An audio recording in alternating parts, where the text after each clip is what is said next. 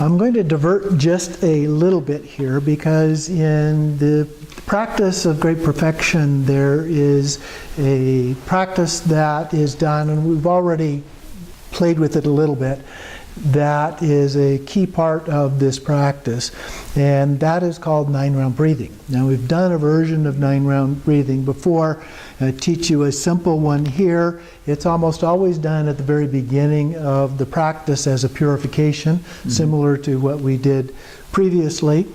But we begin with this. It's 3 breaths, 3 sets of 3 breaths. Okay, so we're repeating each of these 3 times in order to make this happen. So it's very similar to what we've done with the other ones. We do 1 breath with the right nostril, and then we do right and then left and then both together. So those are the 3, and then we do a set of those. And so in this particular one, and there's lots of different variations of 9-round breathing as we've already seen. So in this one, we block the left nostril with the right finger. And so you just bring it around and block, just press against the outside and block it as you breathe in. Then you pause for a minute, then block the right nostril with the same finger, and we breathe out slowly. And so we just repeat that 3 times.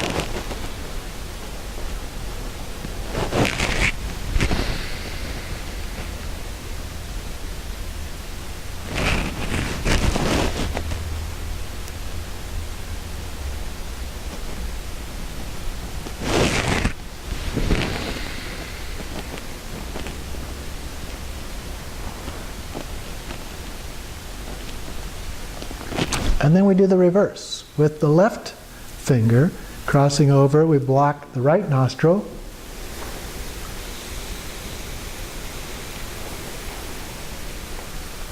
And then back around, we block the left and breathe out.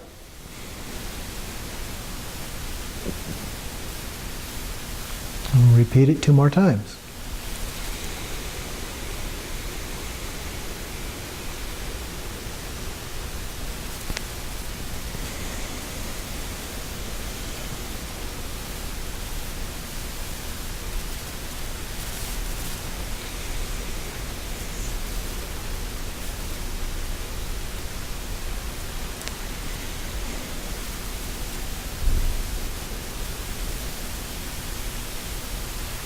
And then the third stage is to breathe slowly in through both nostrils and slowly out through both nostrils 3 times.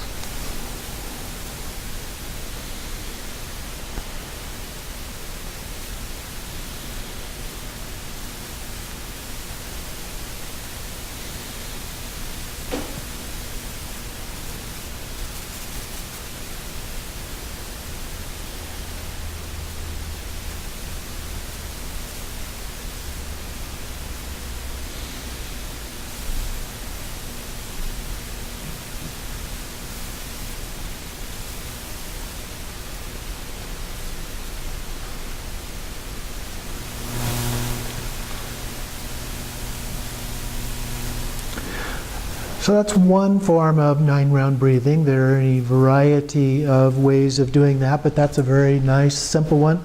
There's no visualization involved. There are some that involve visualization, but this one does not. And it fits well because of that, because the practice doesn't have visualization either. So just doing that is a purification, much like you might do Vajrasattva purification or some other form of purification practice at the beginning of doing a practice. And this is a traditional way, one of the 9-round breathing forms taught in the Great Perfection.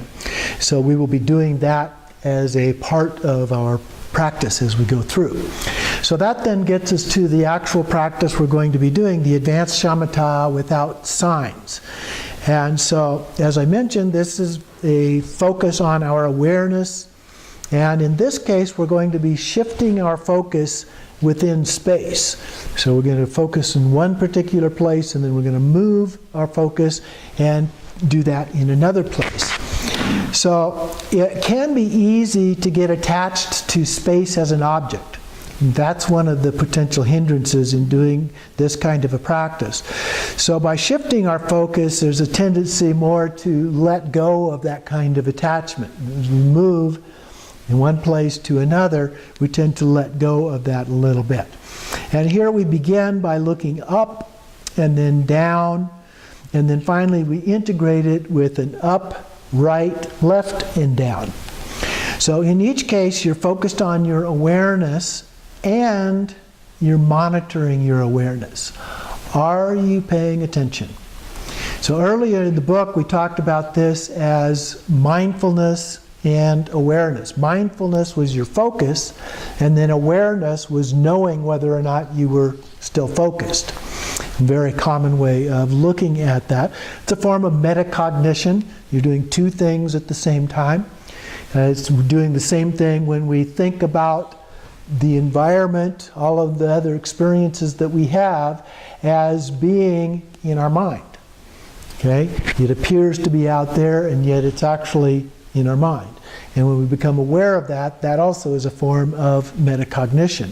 And we use that as a part of this practice. And so here we're doing it in terms of our focus and where we are.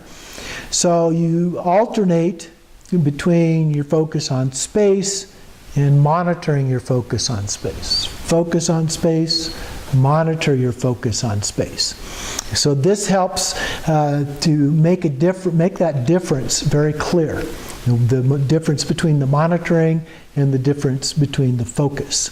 So two components, one is shifting our focus and the other one is monitoring our focus as a part of that. So here is the practice.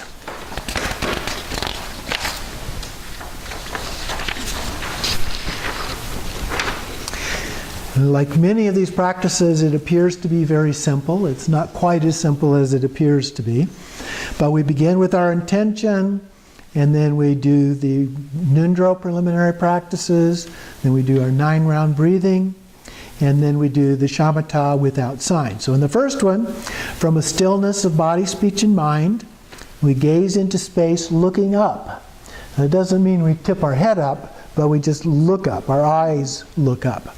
And then without meditating on anything at all.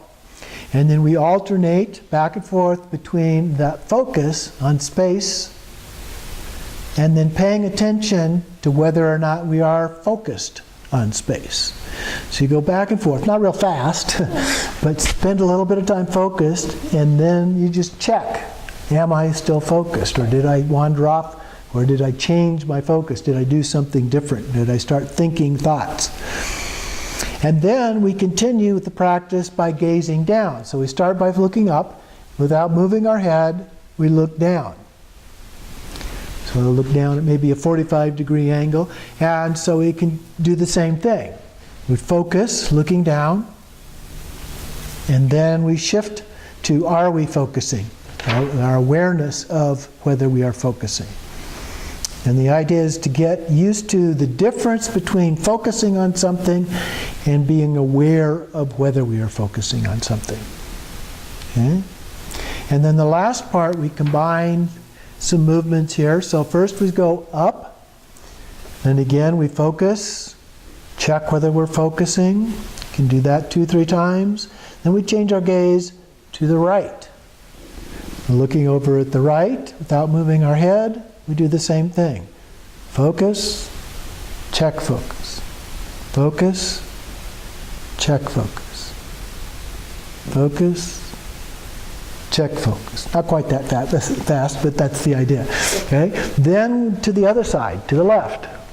And the same thing. Focus, check focus. Focus, check focus. Again, not that fast, but that's the basic idea. And then finally, looking down. So then we shift our focus, looking down in the same pattern. Focus, check focus. Focus, check focus. But more slowly, more patiently, let's say, as we do that. And then you can repeat that whole cycle if you want to for however long that you have available to do this meditation. And as an outcome of that, you should begin to see more strongly that difference between being focused on an object, which clearly looks outside, and being aware that you really focused is in your mind. Being focused is in your mind. And then we dedicate the merit, and we've concluded that. And then post-meditation, we bring to a close by arising gently from the practice. Don't just jump up. You get up slowly, gently. And just abide softly and deeply in that pure, naked awareness at all times, as much as we can, even while we're engaging in other activities. So we try to maintain that state. If you discover that you've lost it, which is likely to happen, most all of us are going to do that, at least sometimes. Once you become aware of that, congratulate yourself. Okay? You recognize that you had lost the state. That's a good thing. And then you go back into that state. And you maintain it again as long as you can. If you become aware that you lost it, congratulate yourself and go back into it again. That's much better than beating yourself up and saying, oh darn, I forgot again. Psychologically, if you do it in a positive way, it will actually contribute to your learning, your training of the mind, and your progress along the path. So it will be much, much more effective for you when you do it that way. And so that is the practice for this next week.